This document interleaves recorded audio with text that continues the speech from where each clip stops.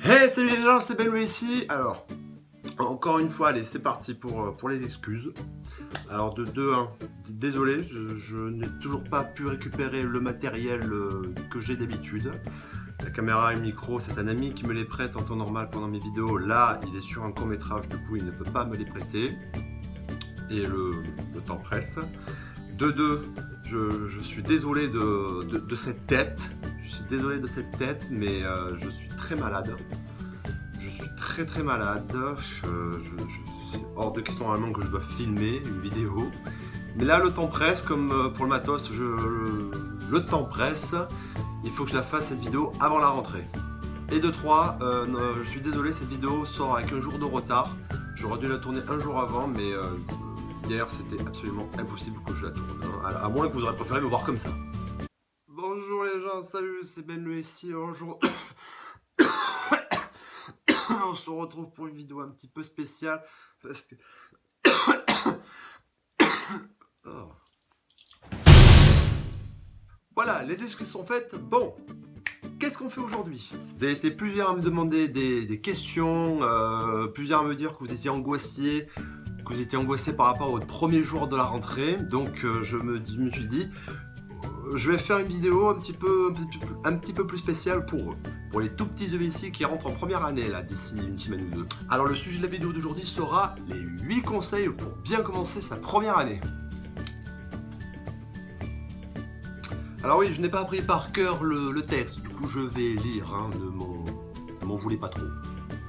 Alors conseil numéro 1, soyez à l'heure. Oui, c'est assez basique, assez con de dire ça comme ça, mais franchement là, dans le milieu de l'UFC, la ponctualité c'est quelque chose de très apprécié, et surtout on remarque quand vous êtes en retard. En tant qu'infirmier, on va vous demander d'être disponible, de bien s'organiser pour arriver à l'heure, à tel moment, à tel endroit. C'est vraiment une valeur très essentielle à prendre dès le début de ses études. Donc n'arrivez pas à la bourre, arrivez à l'heure. Conseil numéro 2, allez à vos cours. Voilà, c'est ça aussi, hein, mon Dieu, ça a l'air complètement débile que je dise ça comme ça, mais vous allez voir, hein, ça va être très tentant de sécher vos cours dont vous n'êtes pas obligé d'y aller. Hashtag biologie moléculaire pour ceux qui regardent mes vidéos. Donc on va vous dire que c'est un cours non obligatoire, vous allez tenter de ne pas y aller, c'est normal. On est un peu des feignasses tous au bout d'un moment. Vous allez rentrer en temps de révision, vous allez vous remarquer que vous n'avez pas tous les cours. Ça risque d'être intéressant. Vous risquez d'être un peu pris ou dépourvu, disons. Ouais, Lulu, c'est Ben, ouais, ça va? Ouais, salut Macaille, Dis, ouais, ça se passe bien la révision, merci, ouais. Dis, est-ce que je peux passer chez toi prendre quelques cours qui me manquent, s'il te plaît?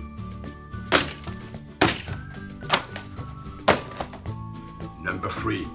Faites des fiches de révision dès le début. Des fiches de révision, ça va être un réflexe assez dur à prendre. Enfin, moi je l'ai pas fait dès le début, ça, faire des fiches. Hein. Moi au début je me moquais même de ceux qui en faisaient. Mais ça va être très essentiel en temps de révision. Pourquoi le faire dès le début? Parce que moi, quand je me suis rendu compte que c'était ultra pratique de les faire, ces fiches de révision, je les faisais dès que je commençais à réviser pour mes partiels. Sauf qu'avec la masse de cours qu'on aura, faire des fiches de révision, ça va vous prendre au moins une petite semaine pour tout faire vos fiches de révision, pour les faire toutes. Et en soi, quand vous vous chauffez, quand vous vous motivez enfin à réviser pour vos partiels, vous n'avez pas une semaine à perdre pour les écrire vos fiches. Quoique en les écrivant, on les apprend un petit peu, mais bon, parce que faites vos fiches. Dès que vous finissez une leçon, faites une fiche. Petit bonus, je peux même vous montrer comment je fais mes fiches. C'est une expérience bonne à prendre. Alors moi, comment je fais mes fiches? Je commence par écrire d'un côté de la fiche toutes les questions que je serais susceptible à répondre pendant le partiel. Voilà, j'essaie de faire une fiche par leçon, chaque question, et derrière je mets les réponses, c'est le cours, mais synthétisé en réponse aux questions devant. Et je saurai que j'aurai bien assimilé, bien appris la leçon, quand je pourrai répondre à toutes les questions de la fiche. C'est très con, mais ça marche. Et je pense que c'est une des meilleures façons de faire sa fiche, parce que comme ça, on peut la réviser tout seul. Number 4. Renseignez-vous sur les modalités d'évaluation des UE. Alors voilà, ça aussi, ça peut paraître brûler les étapes. Déjà, dès septembre, se renseigner sur comment va se dérouler le partiel, comment les réponses vont être, comment les questions vont être rédigées, qu'est-ce qu'ils attendent de nous, qu'est-ce qu'il faut réviser, voilà tout ça. Mais même si les partiels vont se dérouler, si je dis pas de conneries, je crois que ça se passe décembre, janvier. Je crois que les premiers partiels, ça commence à ce niveau-là. Si on va commencer à réviser déjà dès septembre et octobre, il faut savoir comment on va se présenter, qu'est-ce qu'ils vont nous demander pendant ce partiel. Parce que un partiel qui va être composé de QCM et un autre partiel qui va être composé essentiellement de croc, ça va pas être pareil de réviser ça, hein. Là ça va être deux trucs totalement différents. Donc renseignez-vous sur les modalités d'évaluation des partiels. Numéro 5. Organisez-vous dès le début. Alors l'organisation. Les études infirmières vont vous prendre énormément de temps. Ça va vous prendre beaucoup de temps de travail, d'investissement, de fatigue, de beaucoup de choses.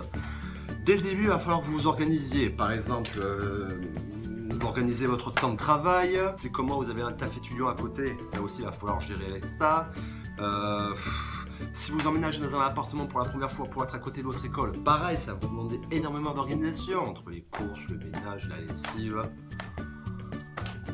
Ça va être très, très dur de gérer ça tout en même temps. J'en ai vu dès la première année, je vous dis ça parce que voilà, j'en ai vu perdre pied et lâcher prise dès la première année avec tout ça, avec l'accumulation de charges de travail, de contraintes et tout.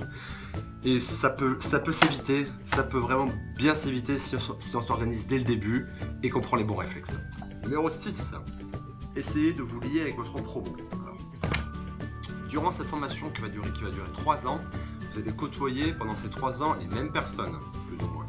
Vous allez côtoyer les mêmes personnes pendant les cours, les temps de pause, pendant même vos stages si vous tombez dessus, les révisions, les travails de groupe, les fiches de lecture à faire en binôme, tout, beaucoup de choses. Et c'est pour ça que c'est essentiel de bien vous entendre et de créer des liens avec votre promo. Puis même, c'est toujours plus agréable d'avoir des camarades, des copains sur qui on peut discuter, on peut s'appuyer pendant tout le long de ces 3 ans.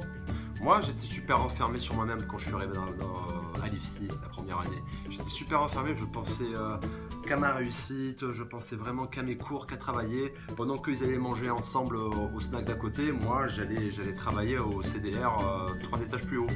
Et j'ai loupé plein de choses, voilà. Alors, je vous demande pas de faire un way ou d'aller à tous les apéros qu'ils proposent, mais bon, essayez de parler, d'être un peu sociable avec les autres, ça sera toujours un plus. Numéro 7. Essayez de bien vous faire voir par vos référents. Bon, alors, qu'on soit bien d'accord. Je ne vous demande pas de faire les faux culs et les lèche-bottes pour vos référents. C'est pas ça que je vous demande. C'est juste quand même essayer d'avoir de bons rapports avec vos référents, parce que ce sont eux qui vont vous gérer pendant ces 3 ans. C'est par eux que vous allez passer que si vous avez un problème de partiel, un problème dans vos stages, un problème avec un autre référent, c'est par eux que ça va passer. Et certains, vous les aurez pendant 3 ans, donc autant que vous vous entendez bien avec eux. Et que pour certaines situations, ils s'en battent les couilles les référents et ça se fait à la taille du rigolo. Et je vous garantis qu'il vaut mieux avoir de bons rapports avec eux pendant ce moment-là. Et enfin, le 8e et dernier conseil que je peux vous donner pour votre entrée en formation, c'est détendez-vous. Détendez-vous. Vous étiez plusieurs m'envoyer des commentaires, des emails pour me dire que vous étiez angoissé, que vous n'étiez pas tranquille, que vous avez peur, que ça ne marche pas, qu'il y a un problème. Relax, détendez-vous. Détendez-vous, vous allez avoir une équipe pluridisciplinaire de pédagogues, de référents qui vont vous prendre en charge.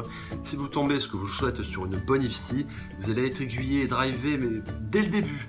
Dès le début, vous allez être pris en charge de façon efficace et écoutez vos référents. Ils sont pas là pour vous casser les couilles, franchement, ils sont là pour vous passer la meilleure des formations possibles et qu'ils fassent de vous le meilleur soignant possible. Voilà. Excusez-moi encore du dynamisme de la vidéo, de ma tête, mais je suis vraiment pas bien. D'ailleurs, dès que je coupe, je vais me coucher, ça c'est sûr et certain. Je vous souhaite à tous une très bonne rentrée. Une très bonne rentrée, surtout pour ceux qui rentrent en premières années. Détendez-vous, relax, ça va très bien se passer.